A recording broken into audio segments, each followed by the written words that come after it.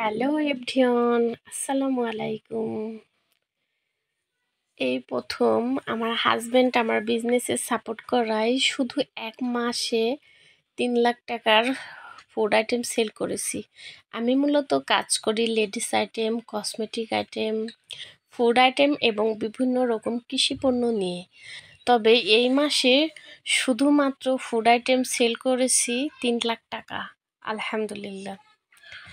Food আইটেমের ভিতরে সকালের নাস্তা ছিল, দুপুরের লাঞ্চ, রাতের ডিনার। তবে বিরিয়ানি, তেহেরি থেকে শুরু করে সাদা ভাত, ছোট মাছ, বিভিন্ন রকম ভর্তা, ভাজি, ডাল, সবজি, বিভিন্ন রকম আইটেম ছিল।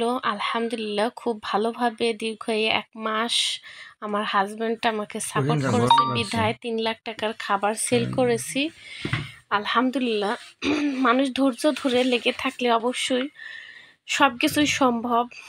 আলহামদুলিল্লাহ, ভালো থাকবেন সবাই।